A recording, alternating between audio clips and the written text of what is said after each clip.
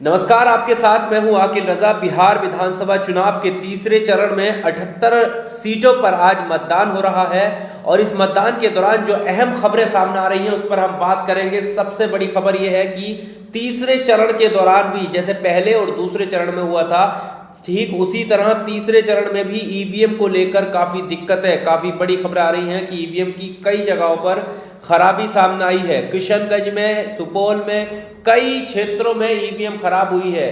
किशनगंज की बात करें तो ये वो एरिया है जहां पर मुस्लिम बहुल्य इलाका है, वहां पर ईवीएम की खराबी आई है। इसके अलावा चुनाव को लेकर किसने क्या ट्वीट किया है उस पर भी हम बात करेंगे, जिसमें राहुल गांधी, प्रधानमंत्री मोदी, तेजस्वी यादव, इन सारे लोगों ने आज ट्वीट किया है। नीतीश कुमार ने भी ट्वीट किया है, इस पर भी बात करेंगे।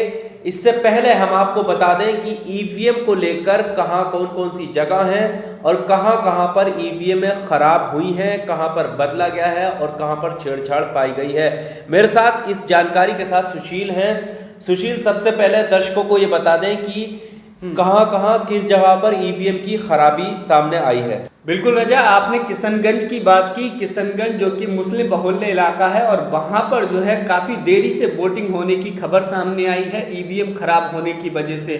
और इसके अलावा एक पूरी लंबी फहरिस्त है जिसमें ईवीएम की गड़बड़ी का मामला सामने आया है। पूर्णिया की बूथ संख्या 61 का पर ईवीएम में खराबी से मतदाताओं में आक्रोश। दमदहा के 15A 85 148 पर ईवीएम में खराबी।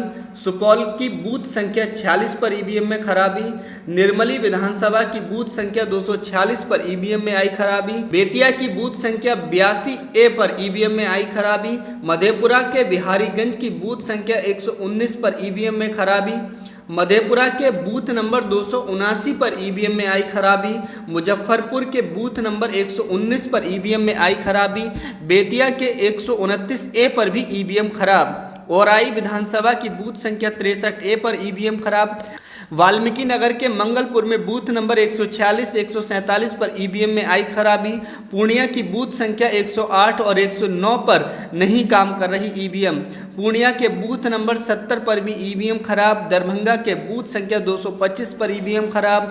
अररिया के बूथ नंबर 177 पर ईवीएम खराब। ये एक लंबी लिस्ट है जो हमने आपको दिखाई। दैनिक भास्कर की रिपोर्ट के मुताबिक ये दावा किया गया है इतनी जगहों पर जो है ईवीएम की खराबी का मामला सामने आया है। इससे पहले भी हमने देखा था कि पहले चरण के और दूसरे चरण की वोटिंग के दौरान भी जो है तमाम जगहों से ईवीएम की खराबी की बड़ी खबरें सामने आई हैं। तो सवाल ये है कि क्या ईवीएम को लेकर के जिस तरह से ये आरोप लगाए जाते रहे हैं, क्या उसमें जो है क्या दम है, उसको क्या हम इग्नोर नहीं कर सकते हैं। हाँ, और खराबी का मामला अगर हम तकरीबन गिनती में करें तो 14 से तकरीबन 14 के आसपास ईवीएम है जिनको बदला गया है, जिनमें तकनीकी खामियां आई हैं या जिनको ठीक किया गया और उनके चलते मतदान जो है वो रोका गया है, कई जगह पर देरी से हुआ है। अब हम किशनगंज पर आएंगे, लेकिन उससे पहले हम जानना चाहेंगे कि सुशील, जो ट्वीट किए हैं, चाहे वो नीतीश कुमार हो, चाहे वो प्रधानमंत्री मोदी का ट्वीट हो, तेजस्वी यादव का ट्वीट है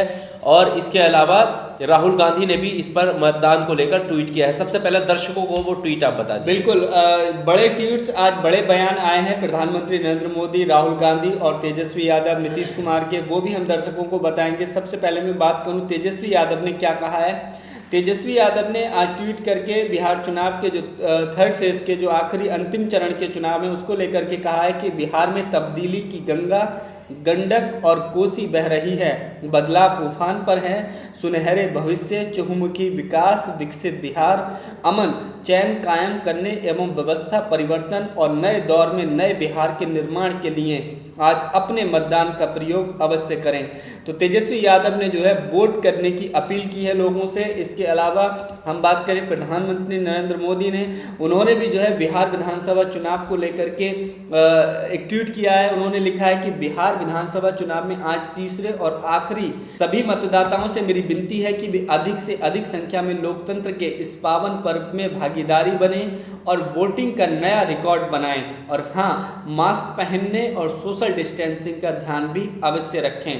तो प्रधानमंत्री नरेंद्र मोदी ने जो है सोशल डिस्टेंसिंग और मास्क लगाने की भी बात कही है। इसके अलावा राहुल गांधी ने कहा है कि आज बिहार में अंतिम चरण की वोटिंग है। सभी वोटरों से अपील है कि इसमें बढ़ चढ़कर हिस्सा लें और अपने वोट के माध्यम से लोकतंत्र को मजबूत करें। वहीं अगर हम बात करें नीतीश कुमार की, जो कि मुख्यमंत्री है, उन्होंने कहा है कि बिहार विधानसभा चुनाव के तीसरे चरण में आज 78 सीटों पर मतदान है। इन क्षेत्रों के मतदाताओं से मेरी अपील है कि अपनी जिम्मेदारी का निर्वहन करते हुए मताधिकार का अवश्य प्रयोग करें, वोट करें। आपका एक वोट बिहार में विकास की गति को जारी रखते हुए इसे एक विकसित प्रदेश बनाएगा। तो ये वो बड़े बयान, बड़े नेताओं के ट्वीट जो हमने आपको बताया। इसके अलावा रजा एक और बड़ी जानकारी मेरे पास में है। सुपौल में जो है ड्यूटी के दौरान एक मतदान कर्मी की जो है हार्ट अटैक से मौत हो गई है। तो ये भी एक बड़ी खबर निकल कर आई है, दुखद खबर है। चुनाव के दौरान जो है एक जो सुरक्षा कर्मी हैं वहाँ पर मतदान कर्मी, उनकी जो है मौत हो गई है। इसके अलावा भी एक खबर ऐसी है जो सुरक्षा कर्मी या मतदान कर्मी की है जिसकी डेथ हुई है, और वो भी शायद हार्ट अटैक से ही बताई गई है। ताज़ा जानकारी ये है।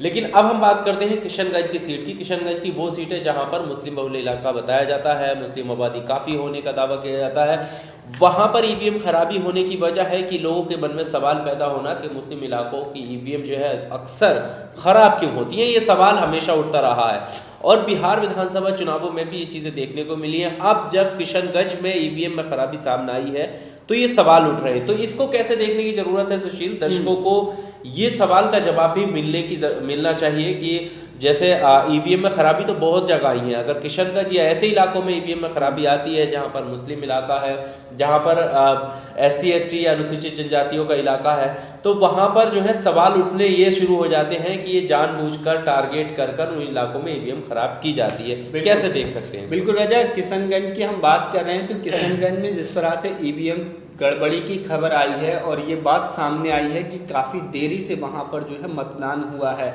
शुरुआती टाइम में काफ़ी देर तक जो है लोगों को लाइन में खड़े रहना पड़ा था और वोटिंग की जो प्रक्रिया है वो काफ़ी देरी से शुरू हुई है।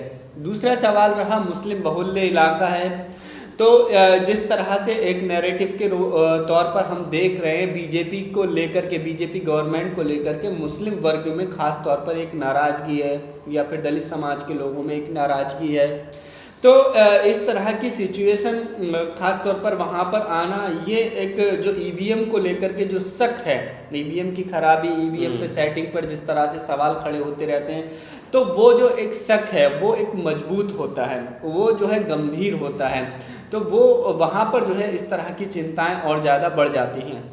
तो यही चुनाव को लेकर हो रहा है। और देखने वाली बात यह है कि ऐसे समय में जब लगातार ईवीएम को लेकर सवाल खड़े हो रहे हों, तो पहला चरण, दूसरा चरण और आज तीसरा चरण है, तीनों फेसों में आप देखेंगे कि ईवीएम की एक नहीं, दो नहीं, एक के बाद एक लगातार खबर आई हैं। और खबरें भी ऐसी आई हैं, वो एक दो ईवीएम की बात नहीं, बल्कि आप देखिए कि सुबह की स्टार्टिंग शुरुआत है, वोटिंग की शुरुआत है, मतदान देने की शुरुआत है, उसमें ही इतनी सारी ईवीएम हमारे सहयोगी सुशील ने गिनवाई आपको। 14 से तकरीबन 14-15 ईवीएम है जो जिनमें खराबी आई है, जिनकी खबरें सामने आई हैं। और अभी पूरा दिन मतदान का पड़ा है। ऐसे में कितना मतदान करते हुए परेशानी आती होगी जब ईवीएम खराब होती होगी, और वो जो सवाल कहीं ना कहीं जो जन्म लेते हैं वो और पुख्ता होते हुए नजर आते हैं। इस वीडियो में सिर्फ इतना ही। अगर आपको ये वीडियो अच्छा लगा हो तो वीडियो लाइक कीजिए, शेयर कीजिए और चैनल को सब्सक्राइब जरूर कीजिए। शुक्रिया।